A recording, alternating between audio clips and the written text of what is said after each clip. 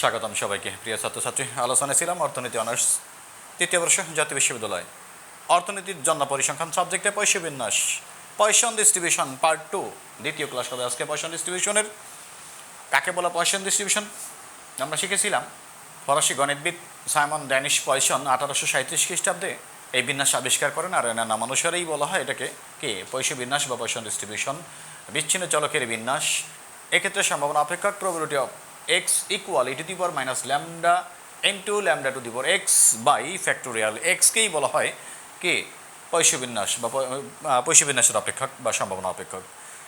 আমরা কি শিখেছিলাম যে ট্রায়ালের সংখ্যা খুব বড়, ট্রায়ালের সংখ্যা খুব বড় অর্থাৎ কি এনের মান ছোট হাতের এনের মান 50-এর সমান বা 50-এর বেশি, সফলতার সম্ভাবনা খুব ছোট, p is less than equal 0.10 অর্থাৎ পি এর মান সফলতার সম্ভাবনার মান 0.10-এর সমান বা 0.10-এর কম, এবং এনপি ট্রায়ালের সংখ্যা গুণ সফলতার সম্ভাবনা মান যদি ট্রায়ালের সংখ্যা আর সফলতার সম্ভাবনার দুইটা গুণফলের মান যদি 5-এর সমান বা 5-এর কম হয় তখন কি হয় দ্বিপদী বিন্যাস পয়সন ডিস্ট্রিবিউশন পয়সা বিন্যাসে রূপান্তরিত হয়। আমরা এই ক্লাসে মূলত শিখব পয়সা বিন্যাসের বৈশিষ্ট্য, প্রপার্টিস অফ পয়সন ডিস্ট্রিবিউশন। প্রথমত আমরা কি জেনেছিলাম, ইহা বিচ্ছিন্ন চলকের বিন্যাস, অর্থাৎ এক্স এর মান কি হবে 0, 1, 2, 3, 4, 5 এরকম পূর্ণ সংখ্যা মান অসীম পর্যন্ত হতে পারে, সেটা লেখা হচ্ছে ইহা বিচ্ছিন্ন চলকের বিন্যাস। সেক্ষেত্রে চলকের মান হচ্ছে 0, 1, 2, 3, 4 ডট ডট ডট ডট কমা দিয়ে কি অসীম। এক্ষেত্রেও কি এই বিন্যাসের মোট সম্ভাবনা কি একের সমান, চলকের প্রত্যেকটা মান অর্থাৎ x equal 0, x equal 1, x equal 2 যদি x এর মান 5টা থাকে প্রত্যেকটা মানের সম্ভাবনার যোগফল কি হবে একের সমান, মোট সমষ্টি 1 হবে।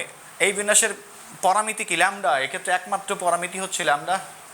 খেয়াল রাখো ল্যামডা চিহ্নটা এরকম হয়, আর এটাকে কি বলা হয় ল্যামডা, এই গড় ল্যামডাটাই হচ্ছে গড়, ওটাই ভেদাঙ্ক। এই বিন্যাসে অলওয়েজ গড় এবং ভেদাঙ্ক পরস্পর সমান, ল্যামডার মানটাই হবে কি গড় মান, ওটাই ভেদাঙ্কের মান। তাহলে কি পরিমিত ব্যবধানের মান কি আসবে, পরিমিত ব্যবধান ভেদাঙ্ক যদি ল্যামডা হয় আর ভেদাঙ্ককে বর্গমূল করলেই তো পরিমিত ব্যবধান। খেয়াল করো এই বিন্যাসের পরিমিত ব্যবধান সিগমা ইকুয়াল, সিগমা দ্বারা কি নির্দেশ করে পরিমিত ব্যবধান, আর ভেদাঙ্ককে কি সিগমা স্কোয়ার। তাহলে সিগমা স্কোয়ারকে রুট করলে শুধু সিগমা, সিগমা স্কোয়ার ইকুয়াল যদি ল্যামডা হয়, আর সিগমা স্কোয়ারকে আমরা বলি কি ভেদাঙ্ক,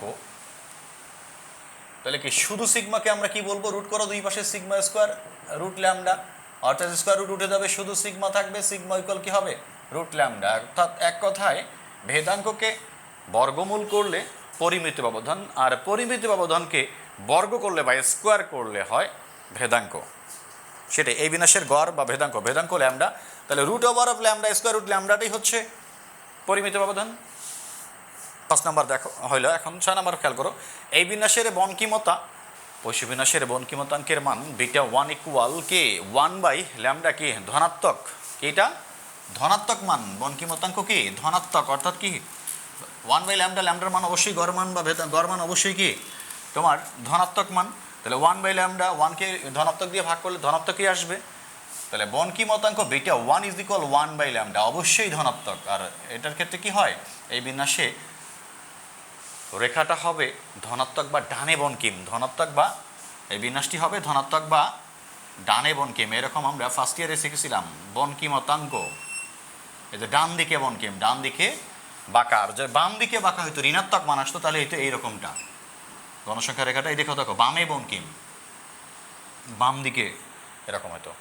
যাই হোক এই বিন্যাসটি কি ধনাত্মক বা ডানে বনকিম। এরপরের বৈশিষ্ট্যটা আমাদের কি বলেছে দেখো, সুচলতার মান, অর্থাৎ এই বিন্যাসের সুচলতা কার্টোসিস বিটা 2 ইকুয়াল কি আসছে দেখো, বিটা 2 ইকুয়াল 3 + 1 বাই ল্যামডা। আমরা ফার্স্ট ইয়ারে শিখেছিলাম, খেয়াল করে দেখো যারা ভুলে গেছো, সুচলতা বিটা 2 এর মান যদি 3 এর সমান হয়, সুচলতা 3 ধরনের,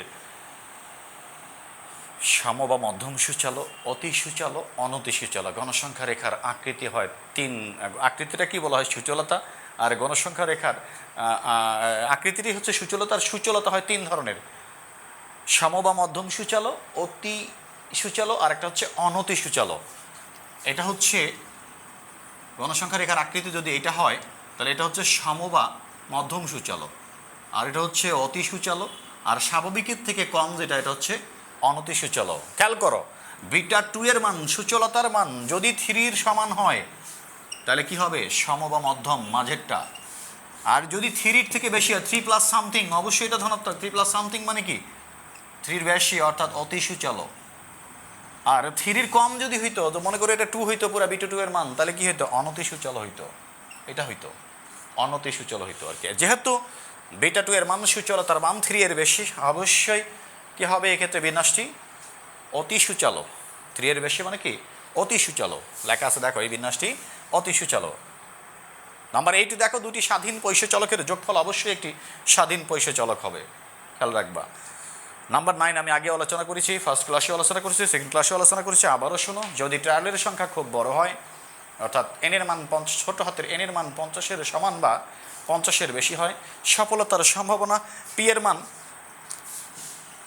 ইজ লেস দেন ইকুয়াল 0.10, 0.10 সমান বা 0.10 কম হয়, এবং একটা কি ছিল, N is greater than equal 50, ট্রায়ালের সংখ্যা 50-এর সমান বা 50-এর বেশি, সফলতার সম্ভাবনা 0.10 সমান বা 0.10 কম, এবং আরেকটা হচ্ছে ট্রায়ালের সংখ্যা এবং সফলতার সম্ভাবনা দুটা গুণ করে গুণফলটা যদি 5-এর সমান বা 5-এর কম হয়, 5-এর সমান বা 5-এর কম হয়, তাহলে কি হবে, দ্বিপদী বিন্যাস পৈষ্য বিন্যাসে রূপান্তরিত হবে। এবং এক্ষেত্রে এনপি এর মানটা অবশ্যই ল্যামডার মানের সমান হবে।